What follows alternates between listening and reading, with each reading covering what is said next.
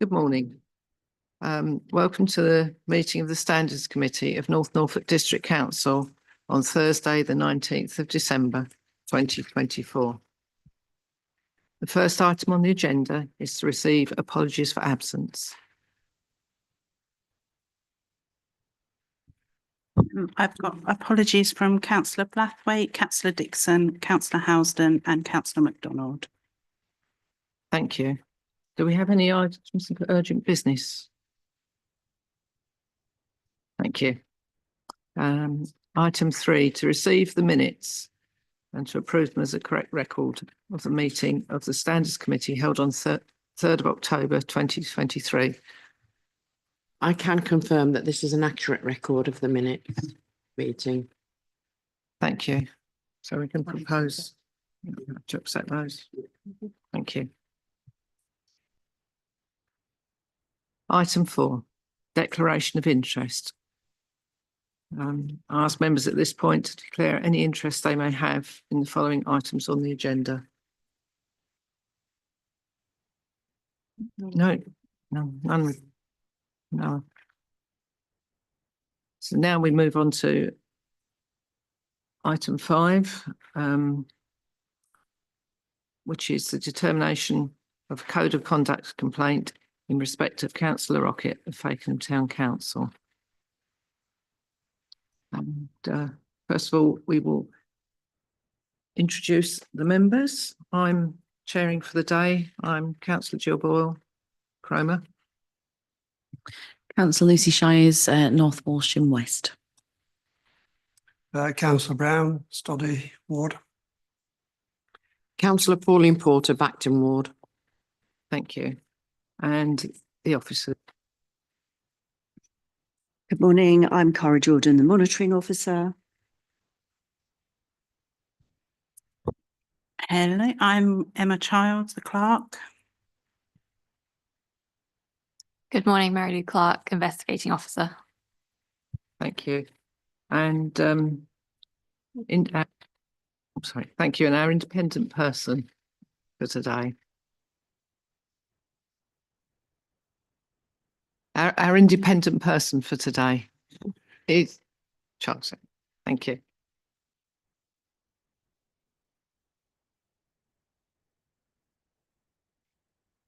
The subject member is present. The subject member isn't present today, and we have someone in attendance observing. I don't know whether this matter is being recorded at the moment. I don't know whether you would wish to introduce yourself.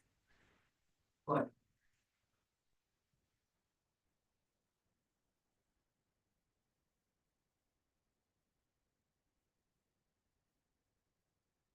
Can I just let those attendees who don't attend our council room frequently, in order to speak, there's a microphone button in the middle, and this will turn red. It's important so that people can hear once it's being recorded. Can you hear me? Thank you. So now I invite the monitoring officer to outline the procedure for the hearing this morning. Thank you. I'm happy to outline the procedure for today. However, there are a couple of preliminary issues that may need to be considered. First of all parties involved in this matter have been sent a procedure note which outlines the order that those involved in this case address yourselves at the Standards Committee.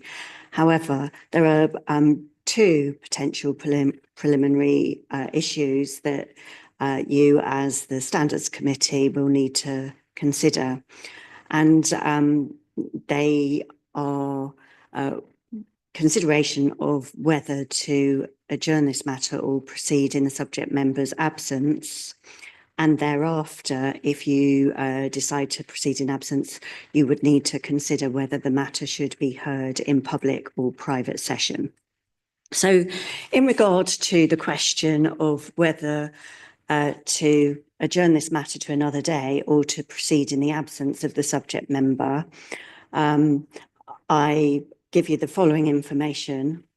Where the subject member is absent from a hearing to consider an allegation of whether or not he's breached the code of conduct, members need to consider whether they can proceed in his absence. You are able to do so, but before proceeding, you should consider Article 6 with reference to the Human Rights Act, which is the right to have a fair hearing. If it would not be fair to proceed, you would need to adjourn the matter for a new date to be fixed. So in considering whether it would be fair to proceed, you will need to consider any information you have about the absence, such things as whether the subject member is aware of the hearing and what information he has shared with the council as to whether or not he will. You'll need to consider, if he has shared such information, whether there's a good reason for not attending and whether he's asked for the matter to be postponed. So in this matter, the subject member was initially asked for his dates of availability, and he gave the 19th of December as such a date. Within 3 working days of his giving us dates of availability, we informed him that this would be the date, and he responded within the hour to say that he would no longer be available.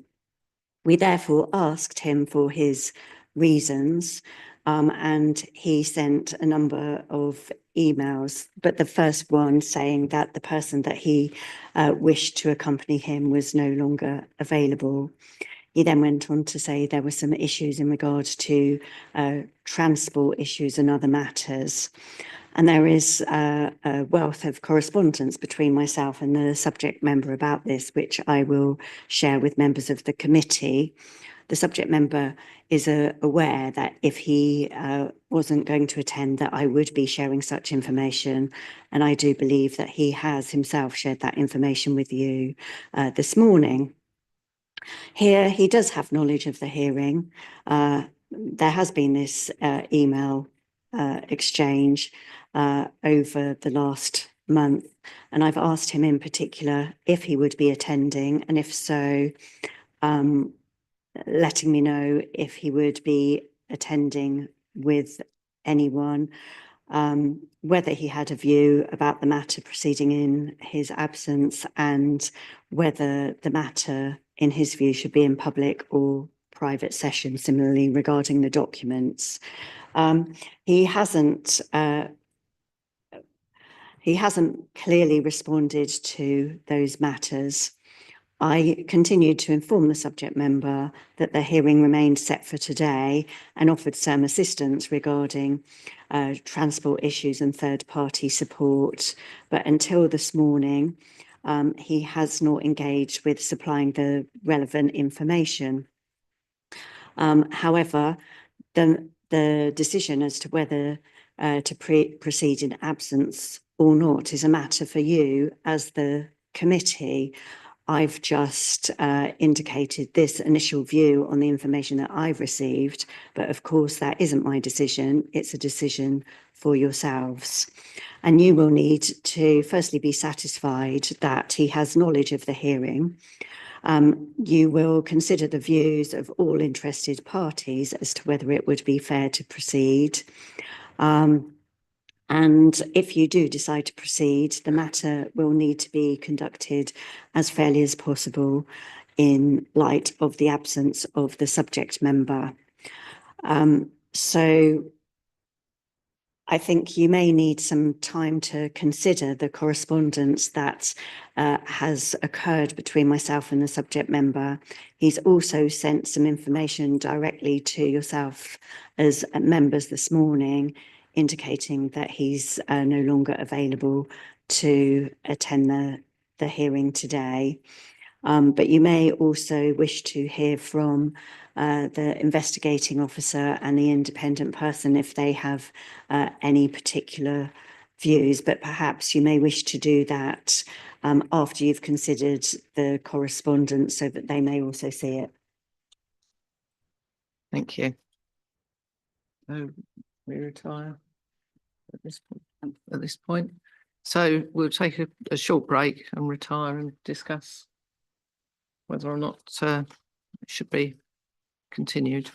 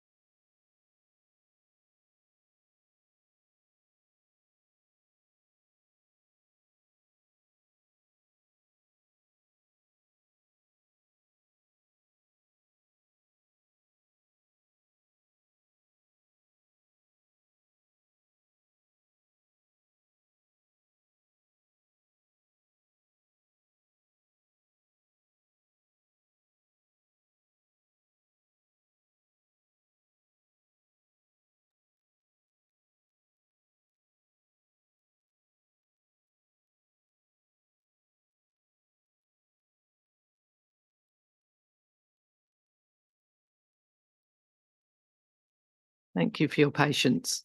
I'd like to ask the independent person's view as to whether this should proceed without the subject member presence. These are always these are all what I call well-balanced decision, and you've heard quite a lot of detail from the subject member about why he can't come here today. But the first thing I'd be looking at is whether it's going to affect the way or his ability to give evidence. And although he refers to bringing his son as a witness, I don't think that is right. He's not a material witness, so he won't have any effect on the actual evidence you would hear today. He appears to be therefore needed more as a lift because he says his car's broken down and he needs him to drive him here and back, and now late notice he can't do that. But as we've seen in the papers, alternative arrangements are there to get a bus.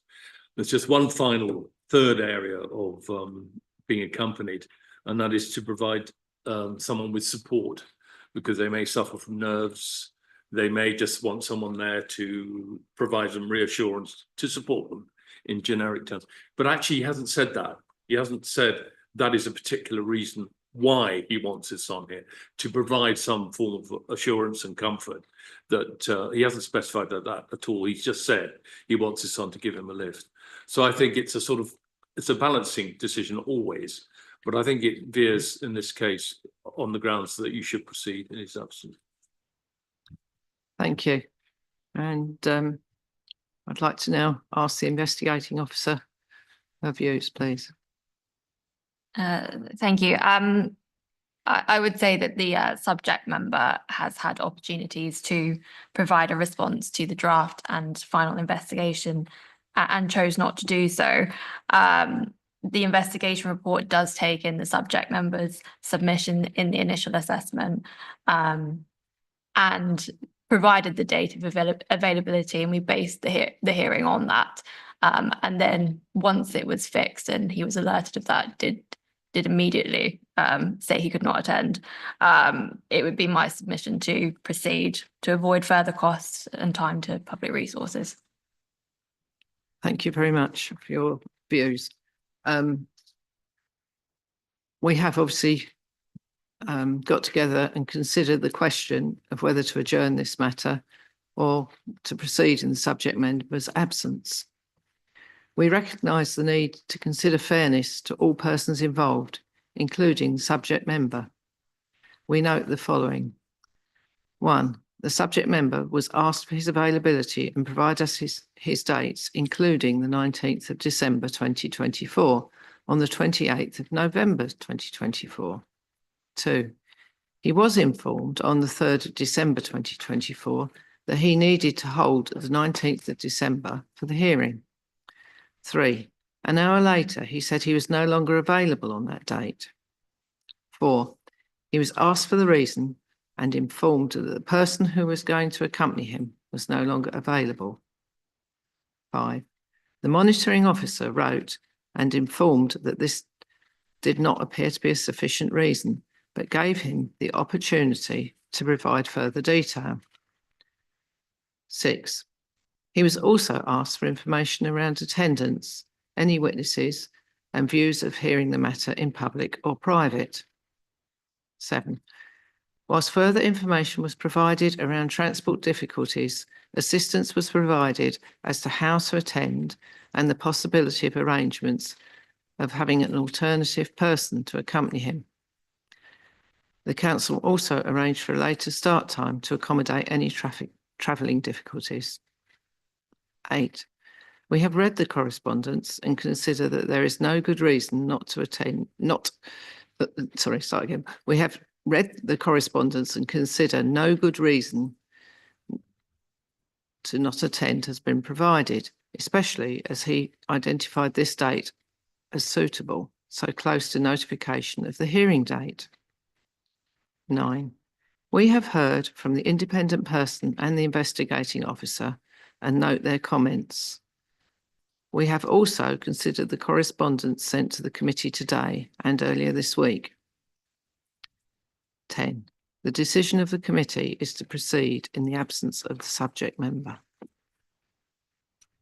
Thank you. So now we have to, you've got Thank you. To resume the preliminary issues, the second preliminary issue to consider is whether this matter should be heard in public or in private. At the moment, the report is in public, but the appendix, which is the investigation report and accompanying appendices, is in private, so not available to the public. So members of the committee will need to consider whether this matter should be in public session or in private session. And you'll need to ask yourself some questions, or I'll put some questions with the things to consider. So what is the starting point? Well, the starting position should always be in favour of a public hearing. It should only be in private in limited circumstances where there's justification in law for doing so. So is there justification? Well, justification for hearing a matter in private may be found in Schedule 12A to the Local Government Act 1972 and includes such things as where individuals are or are likely to be identified. And so that is the area you're looking at here, because there are individuals who can be identified in the papers. The information currently in the exempt papers is capable of identifying individuals. This means that you will need to consider all the relevant information and decide whether the public interest falls in favour of having the hearing in public or whether it should be in private. So what can be considered as in the public interest? There's no legal definition as such as to what the public interest is, but there are some relevant factors. Things that may be in favour of it being held in public are the general public interest in transparency. There may also be a legitimate public interest in the subject that the information relates to. Another reason is that others, members of the public, may be able to understand the full picture. Matters that may go against something being in the public domain may be the specific circumstances of a case, which may reveal a compelling reason for the matter to be heard in private. This could be such things as if it involved a child or an employee, or if the matter affects the right to a fair hearing or a person's privacy rights. So what information in this case assists with deciding whether it's in the public interest or not to hear the matter in public? So the papers identify individuals and they contain various personal information about the subject member, but also about other persons, including a member of the Fakenham Town Council and a further person.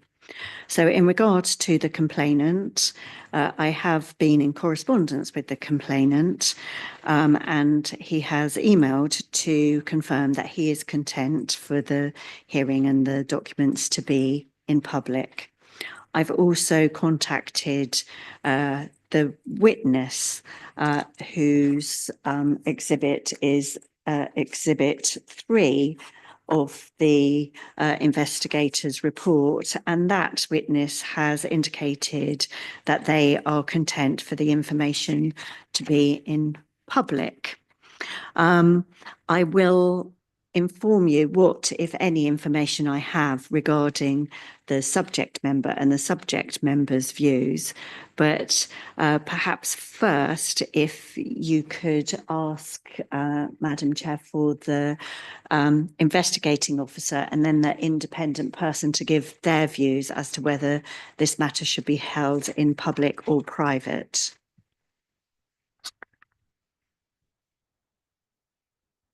So we're at the point now, would the independent person please give his views as to whether it should be private or I public? think the starting point is quite right that it should be held in public. taking on board also the views of, in particular, the complainant as well, who I think is supportive of that. I just have one slight area within that, that I noticed that within the documentation, the subject member actually refers to where the complainant, Mr. Hunter, lives and to where he works. And I think that it wouldn't be right to have that as part of the public documentation. Thank you. And officers report. I have no objections to the matter being heard in public. The report makes no reference to sensitive data, and I agree with the independent person. The place of work and living can be redacted, and any note of a third party can be adequately managed by not referring to them by name. Thank you. So in regard to the subject member's views, I have written to him on a number of occasions, and you've seen the correspondence asking for his views on whether the matter should be heard in public or private. Although he has responded to me on a number of occasions, he hasn't addressed that question. However, he has also written to members of the committee, and you may be able to find some information in there where he addresses the matter. But in regards to elected or co-opted councillors, in regards to considering whether a matter should be in public or private, some general information can be provided, and that's that elected members should expect considerably more public scrutiny for their actions insofar as they are relevant to their public office, and more so than general members of the public. And information which impinges on their public office might be disclosed, investigated, and a hearing set up. Part of a fair and democratic local government is that legitimate concerns about behaviour of publicly elected officials is considered under the terms in the Localism Act 2011. So where a complaint is made and assessed as requiring further consideration, an investigation is conducted and its conclusions considered. Members of the public will have a legitimate interest in hearing information relating to standards in public life, and a councillor, subject to complaint and hearing, may look to seek re-election in the future and should not be protected by withholding of information which could impact upon future voters. But you do need to consider, does the public interest in hearing the matter in public outweigh that in withholding the information from the public by having a private hearing? Is there a strong public interest, or have you heard information relevant to the councillor in question which would place the balance against a public hearing? So whilst an elected member may have less expectation of privacy, especially when carrying out their public role, members of the public can reasonably expect their personal information to be treated with care. You've heard.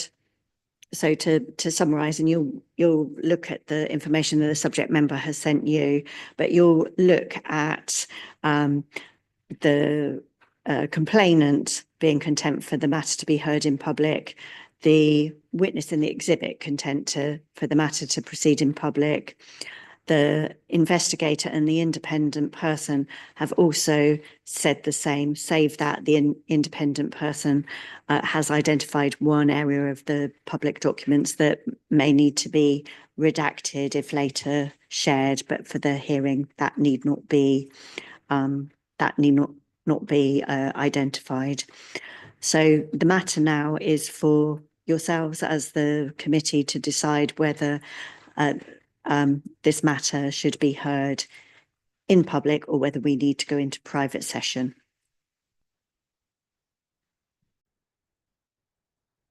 We'll just retire again briefly. We'll be back shortly. Just to confirm that whilst I retire with the members, I take no part in the decision making. I'm just assisting them with any formulation of facts and reasons for decisions.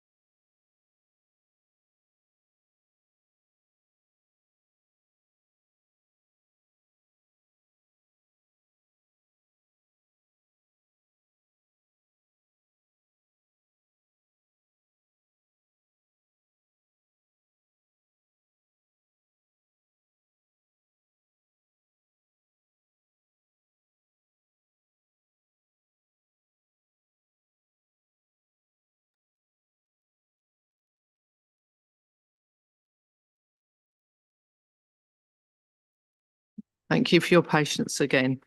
We're now resuming and we're looking at the matter of public or private session. And the committee have come to a decision and I shall read you the decision. We note the monitoring officer's comments and that the complainant and witnesses are content with the matter being in public. We have considered the information provided by the investigator and independent person. Both consider the matter can be held in public, subject to some further redaction of personal information in the papers. We note the subject member's email of the 18th of December 24, where he informed members of the committee that he wanted the hearing to be heard in public. Whilst we note that it is not really appropriate to contact the committee directly, this is nevertheless information which goes to support the hearing being in public. On balance, we consider that although the information does contain information that identifies or is likely to identify individuals, there is public interest in the matter being in public. So thus, the matter will proceed today.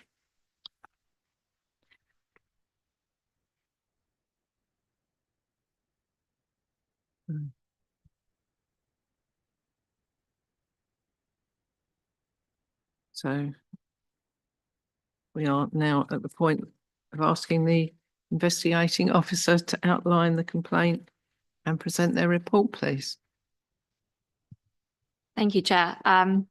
You will have all received and reviewed my final report prepared following my investigation into the allegations presented.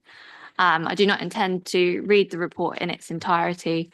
However, for the purposes of the recording, I will outline the significant points. Firstly, I'll provide an overview of the complaint and its legal context, followed by a summary of the evidence, and conclude with a summary of my findings.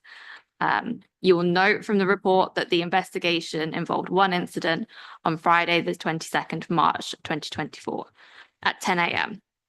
The subject member, the complainant, and the witness, which you will have a copy of in Exhibit EX3, meet at Alders Park in Fakenham to discuss the boardwalk.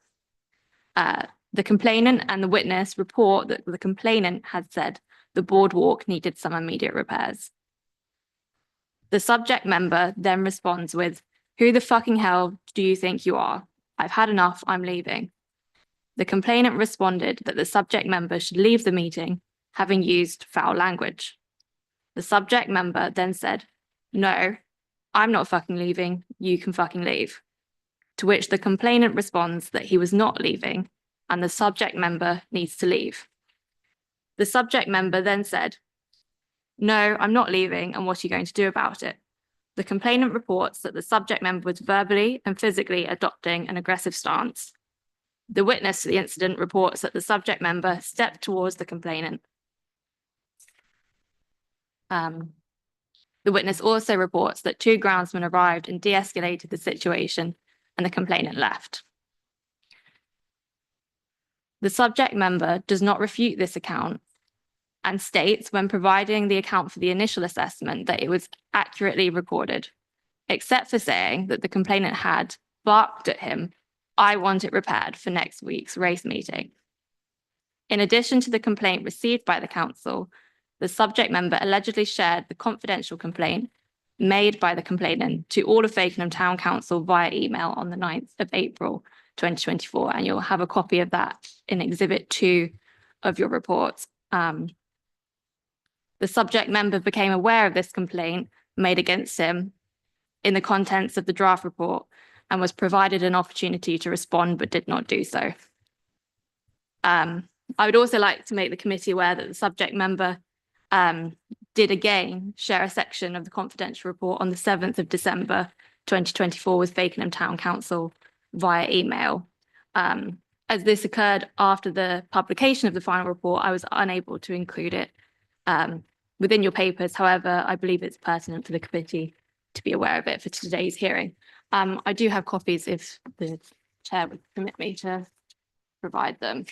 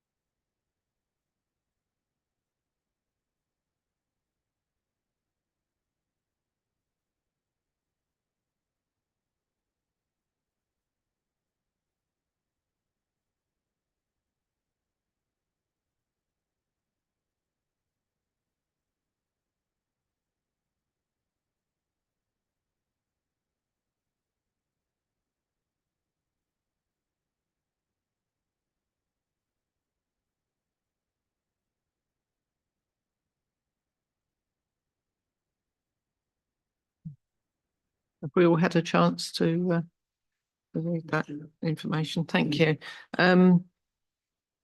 First of all, I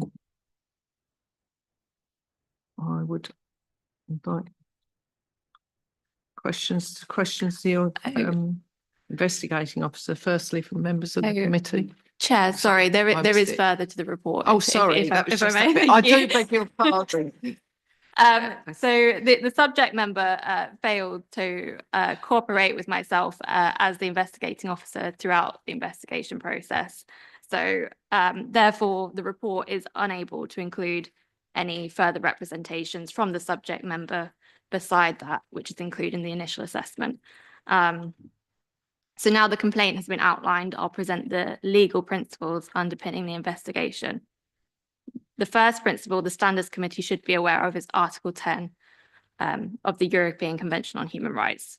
So Article 10 articulates that everybody has the right to freedom of expression, which includes the freedom to hold opinions and to receive and impart information and ideas without interference by public authority, regardless of frontiers. So this is a qualified right, meaning it may only be restricted if the restriction is prescribed by law and is necessary in a democratic society for the protection of rights and interests of others. Therefore, it is important to note that the burden lies with the Council to justify any interference with these fundamental rights. This brings me to the Localism Act 2011, specifically Section 28, which outlines the more commonly known Nolan principles. These principles require councillor conduct to be consistent with the following values: selflessness, integrity, objectivity, accountability, openness, honesty, and leadership. We interpret these principles to ensure that conduct in public life does not fall below the minimum level expected, whilst also bearing in mind the importance of freedom of political expression. In order to assist you with your understanding of these legal principles, in Heatham and Public Service Ombudsman, Justice Hickenbottom considered the scope of freedom of expression, stating that in a political context, a degree of immoderate, offensive, shocking, disturbing, exaggerated, provocative, polemical, colourful, emotive, non-rational, and aggressive language that would not be acceptable outside this context is tolerated. Therefore, any interference with Article 10 must be justified by a pressing need. Politicians are expected to exhibit resilience. However, purely personal abuse does not warrant the enhanced protection afforded to political expression. My final note is a reference to R. Mullany and the adjudication panel, which I quote, "The concept of respect is perfectly capable of being applied by a reasonable person. Failure to treat others with respect will occur when unfair, unreasonable, or demeaning behaviour is directed by one person against another." So to summarise the legal principles in order to assist you in making a finding, the Standards Committee must be satisfied that at the time of the alleged conduct, the subject member was acting as a councillor or representative of Fakenham Town Council. Secondly, that on the balance of probability, the alleged conduct occurred. And thirdly, that the conduct complained of compromises of a breach of the Fakenham Town Council Code of Conduct. So now I've outlined the legal principles, I'll refer back to the incident and discuss whether there was a breach of code. So the use of the word fuck and variants of is entirely inappropriate in the setting of a meeting, and no less in a public place where a councillor is representing their town council and constituents. Further in context, who the fuck do you think you are, and you can fucking leave, and taking on a physically aggressive stance and step towards the complaint. The complainant is clearly threatening. To direct that language and physical stance at another councillor in such a way amounts to disrespect and personal abuse. The behaviour and actions exhibited by the subject member create a hostile environment and discourages participation in community and political activity. The independent person states in his initial assessment that the subject member actions could amount to an offence, which attests to its seriousness. The subject member does offer some explanation, namely that the complainant is self-interested. Further to this, the subject member mockingly compares the complainant to, and I quote here, a schoolboy please, sir, he's been nasty to me complaint, as well as childish, stating that the complainant should grow up, which further exaggerates the matter. There's been opportunity aplenty for the subject member to offer an apology for their behaviour and actions on the 22nd of March 2024. The subject member had even further opportunity to reconsider his position when presented with a draft report and preliminary findings, which would have illustrated a greater degree of integrity and remorse. The issue is compounded further by the subject member's denial of any wrongdoing in the initial assessment. So the reasons I presented today, I refer the committee back to the three things they must be satisfied of, and I recommend that the councillor, I recommend that the complaint is about a serving councillor and therefore their conduct falls within the scope of the standards framework. Secondly, that on the balance of probabilities that the conduct occurred. And thirdly, that the complaint details blatant disrespect, bullying and abusive behaviour toward a fellow councillor, which constitutes the breach of Fakenham Town Council Code of Conduct. And that the councillor did share a confidential complaint on the 9th of April 2024 and again on the 7th of December 2024, a further breach of Fakenham Town Council's Code of Conduct. I would please urge the committee to make a finding of the breach of code. Thank you.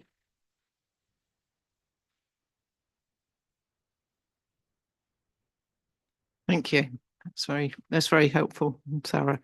It's at this point now, we look to questions from members of the committee to the investigating officer. Councillor Shiers. Thank you. And thank you for your investigation. It is very thorough. There's just a number of threads when we look at all the papers together. One is the consistent barriers that have been put in place throughout the investigation, and the work that the team here have done to try and support overcoming those barriers in terms of responding to the original complaint.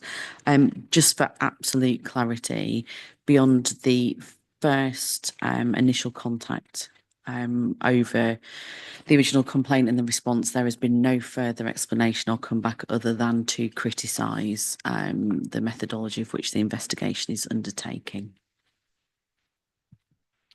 That's correct. I've had no further representations. And the other thing is that I know in, unfortunately, many of the subsequent correspondence that there's been a disregard for the process at which is undertaken to come to a conclusion. And there has been much question over the acceptability of the investigation, not only of you as an individual, but the overall team here at the District Council. So whilst that has been a repeated message, and there has been a repeated, I think from August, an urge for this to come in front of Standards Committee, it would just possibly be helpful, and I might glance over to Cara about this, just to outline the reason why we have to go through this process, purely for anybody that's watching, because there's quite substantial disregard for the whole process that we go through in terms of looking at standards throughout these papers. Certainly. In regard to the Localism Act 2011, there's an obligation on district councils as regards members of parish councils, and members of parish councils include town councillors, in regard to issues relating to standards. We have a responsibility as the District Council Standards Committee and as the monitoring officer to maintain standards in regard to councillor conduct, and each council, district council and parish and town councils should have in place a code of conduct which members of that authority would sign up to and have to abide by that code of conduct. If anyone, whether it's another councillor, a member of the public, anyone at all, considers that someone, a councillor, an elected member of a town or parish council or the district council has breached the relevant code of conduct, then they will need to submit a complaint to the monitoring officer of the district council. So the procedure is that the parish and town councils can't deal with member conduct themselves. It needs to be considered here at the district council. Once a complaint is filed with myself, either myself or my deputy, do an initial assessment to decide whether the matter can be, whether there's no further action to be taken, whether the matter needs to go to an investigation, or whether there's some other way that the matter could be dealt with without there needing to be an investigation. And one of those ways is to offer to a subject member that they provide an apology. And you will see in this case that opportunity was given here.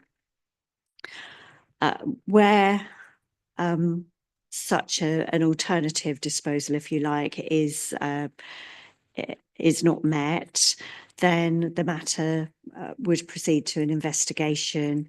And so that's why the matter is here to get today, the investigation having been completed, and for you to consider whether there's been a breach of the code of conduct.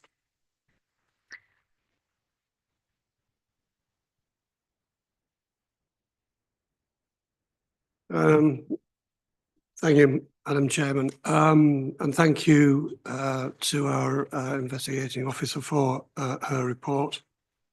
And I restate our apologies to all involved this morning for the delay so far.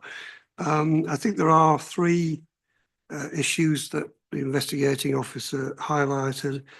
One is the first one is whether to be firm in our own mind whether the subject person was acting in a capacity as a member of the town council. And it's clear that it was, and of course that imposes a higher duty, I think, on the individual in that situation than would be justifiable as a private person. So I think that's quite clearly made out.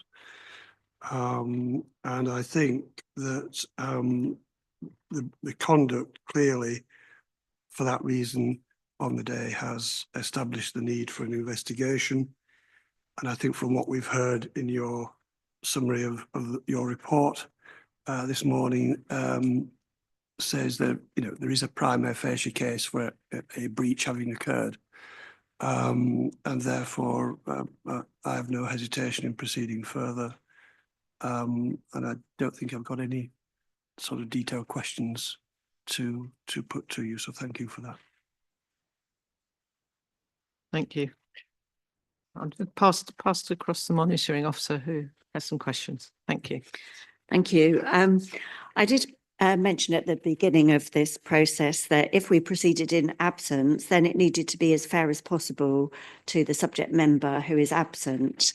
And as I've seen some information that he's sent, albeit to you as members rather than myself, that information is here, and he asks some questions, and so I would, or make some points. So I would like to ask some questions of the investigating officer to make sure that he has as fair a hearing as possible. So one of the things that he has raised was that he says that he wasn't informed that there was a complaint lodged against him on the 9th of April 2024. So I think that relates to the sharing of the confidential information. I wonder whether you could address the members of the committee in regard to that.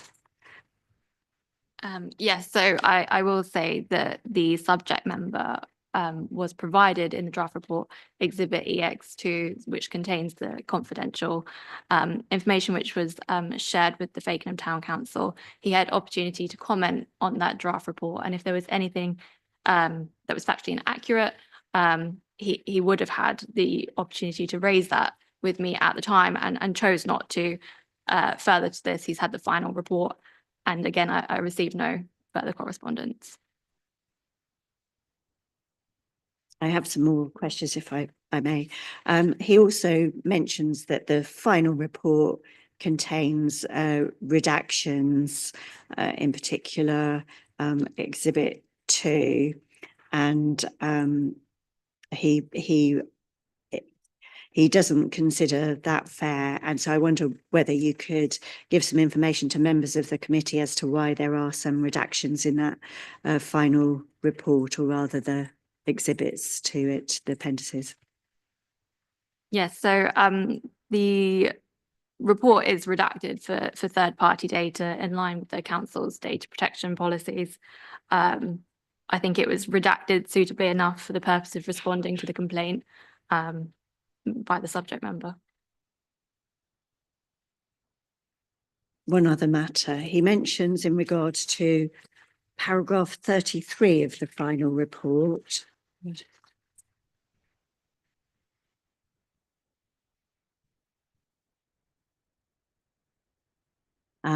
And he says in regard to that, that you list 5 documents that you have before you, and item 5 is representations from the complainant. He says these representations aren't included in the report as exhibits. And if the investigation has relied upon representations from the complainant, then shouldn't they be included? So the report didn't rely on the representations, but I did receive representations and I have copies of them today, which if the chair will permit, I'll.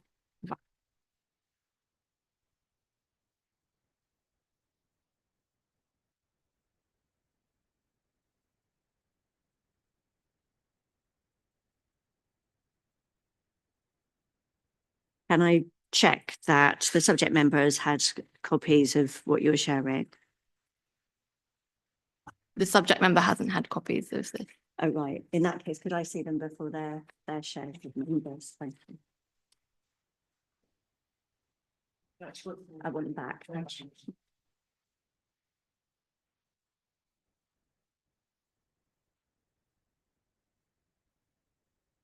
Okay.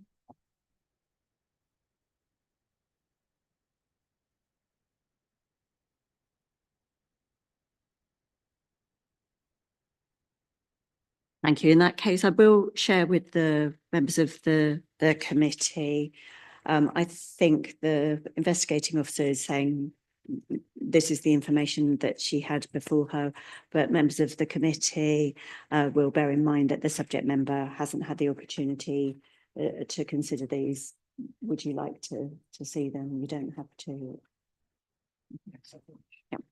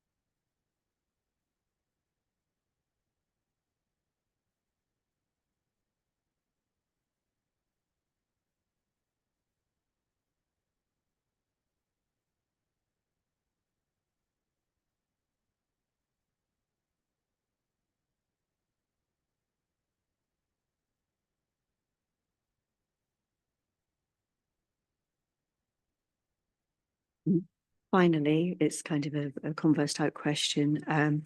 Also paragraph 33, it says that in that list of things that you have had before me, that had before you, it doesn't mention the 2024 complaint. However, this is something that is Exhibit 2, which you've relied on in your report. So I suppose the question from him is there a reason why you haven't added as a point 6 there the email regarding the sharing of confidential information? There's not a particular reason it wasn't included in that section. And as I said previously, it was included as Exhibit EX2. Therefore, the subject member had suitable recourse to respond to me in the draft report, and it could have been included had he mentioned that there was a factual inaccuracy in the final report, which I provided today, but no representation was offered.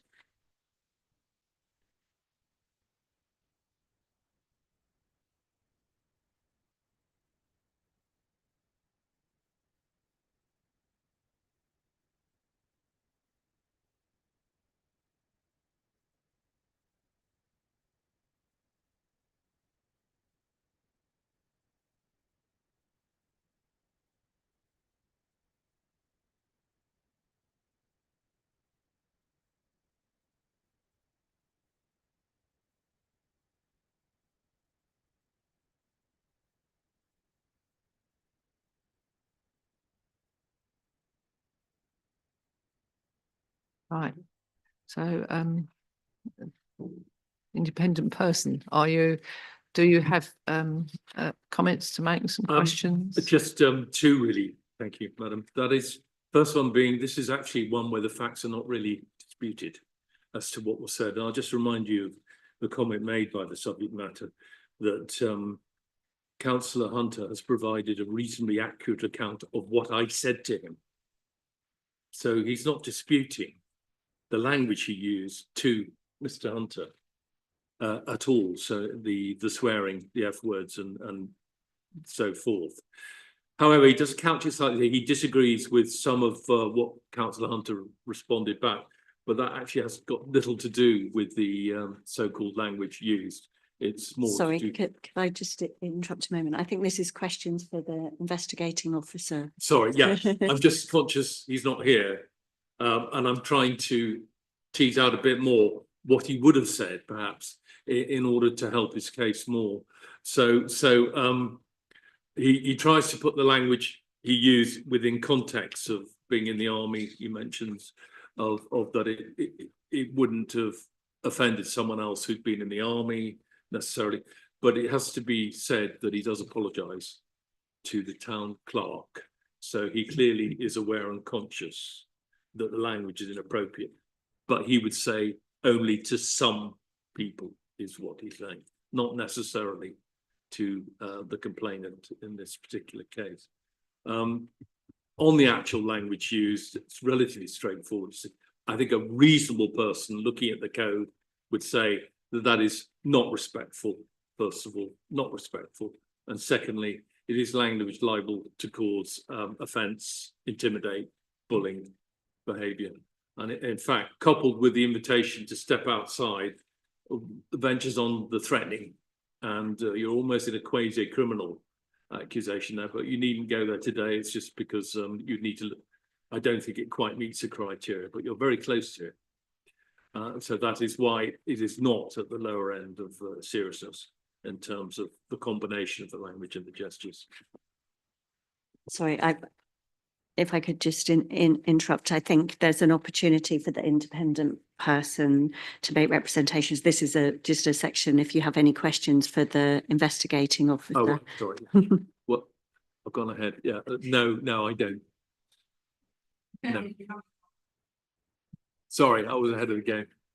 Yeah, my apologies. I thought it was a long pre-question. That's fine. Thank you.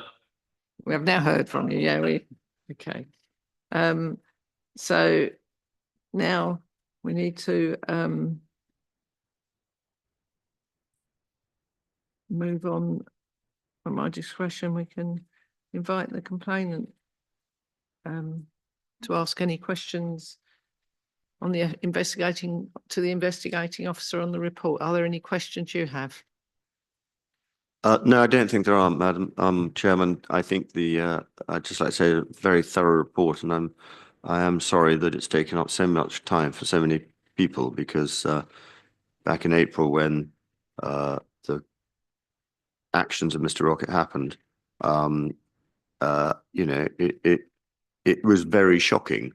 And if he had made an apology to me in immediateness with any reasons as to why, I'm a reasonable person and I would have accepted that.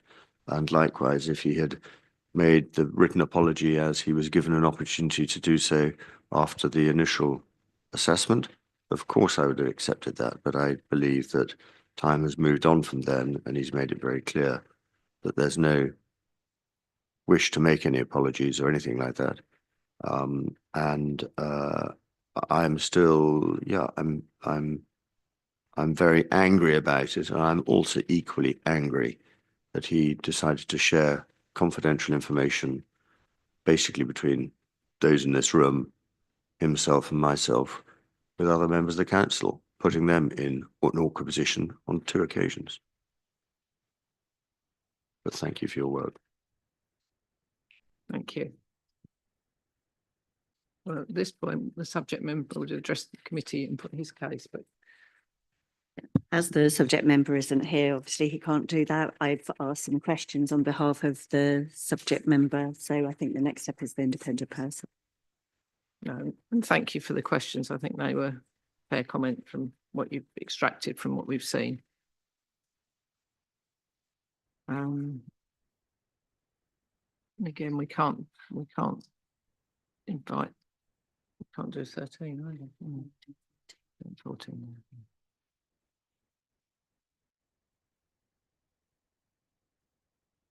If it Sorry. could be repeated at this stage, what I said earlier, and then I have no questions of the investigator at that point, that would help the minutes. Sorry, I do apologise for getting out of order, but just to repeat in summary, the facts are largely agreed as to what was said and the abusive language used by the subject member, who also apologises to the town clerk. So he's clearly aware that it is offensive to someone. He just disputes whether it would have been necessarily offensive to the complainant, which you've heard from the complainant in this matter. And you also, it's what a reasonable person would think. The code talks about the reasonable person finding disrespectful what has happened, a reasonable person finding something insulting or bullying. And I think it meets both of those criteria for the reasons said. Thank you very much for your comments. Now,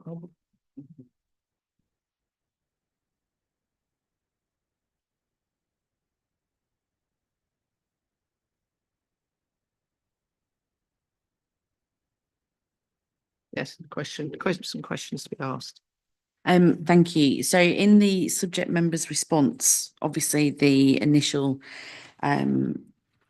situation is not disputed, but it appears that the subject member doubled downs on their position in regards to Councillor Hunter, unfortunately. Would you offer an opinion as to whether or not that's in line with somebody else getting an apology? Someone else, sorry. As in line with the clerk getting an apology, does it appear to be a personal issue rather than an issue of different people receive different languages? Well, it's you have to take to some extent the views of the person on board. You've heard the views of the effect the language was used on him, and that is it really in terms of the shocking language used. It's what a reasonable person might perceive the situation to be according to the code, and you put yourself in that position, taking on board the views of the complainant, as I pointed out. And would you consider it was exacerbated by the fact that the body language went along with the wording because Yeah, that that makes the language Makes it- worse yeah. and you. more real that something else is going to happen. Potentially, as I said, it does make it worse. It aggravates the language. Thank you for your comment. Just one. Sorry, just one more. The subject member refers back to an incident in 2022. So if we couple that with the incident that's been investigated here and the subsequent comments, do you feel that perhaps this is about an individual, as in there's an individual issue with somebody here, rather than it being about the exact incident that's been investigated? Well, that may be the case, but it really doesn't add a great deal to what he actually said and did at the time. Neither in mitigation nor making it worse, I think. It's not that relevant to what he did at the time.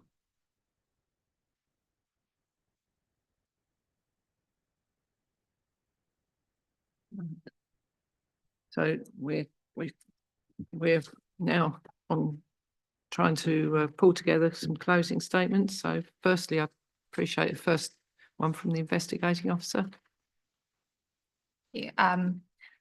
I'd refer you back to my investigation report and the verbal representation offered to you, the committee today. I'm satisfied that the subject member was acting in his role as parish councillor and has breached the Fakenham Town Council Code of Conduct.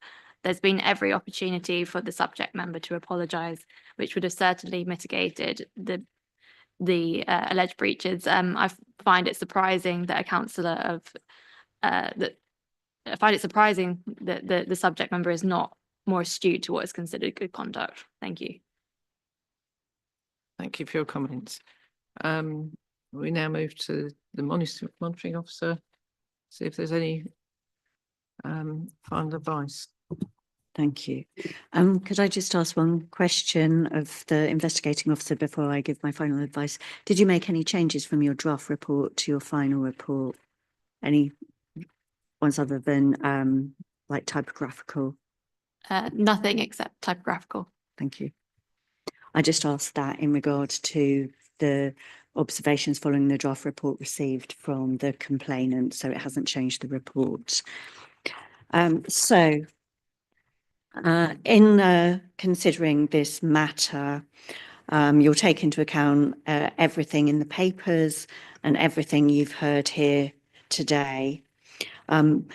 The alleged breach of code of conduct or alleged breaches relates to one initial allegation of breach of the code of conduct of Fakenham Town Council, which relates to disrespectful and bullying behaviour. And then two other incidents on the 9th of April 2024 and the 7th of December 2024 relating to sharing confidential papers. You'll note what the subject member has concerns in regard to the latter two matters, that he wasn't informed earlier of that, but you've also heard what the investigating officer has said in that regard. So when considering this matter, you need to be satisfied that the subject member in question is an elected or co-opted member, that in regard to the alleged breaches, that he was at that time acting in his capacity as an elected or co-opted member. You've heard the right of freedom of expression, and you'll consider whether the words that the subject member used are protected by that enhanced right, or were they and the conduct purely personal abuse, which would not be subject to that enhanced protection under Article 10. You'll consider the balance of probabilities as to whether the behaviour alleged occurred. And as you've heard here today, and as you can see in the papers, the facts are not disputed in the main. It's just aspects surrounding the swearing and the and the kind of physical demeanour that vary a bit, but not the actual words used. And then after you've considered about whether the behaviour occurred, you will consider whether that behaviour represents a breach of the Fakenham Town Council Code of Conduct. If you do consider that there hasn't been a breach, then the matter would end there. But if you do consider that there has been a breach, then you would need to go on to consider whether any sanctions are applicable. Thank you very much. We're at the point now where we would like to retire to consider findings and decisions, so we'll take a break.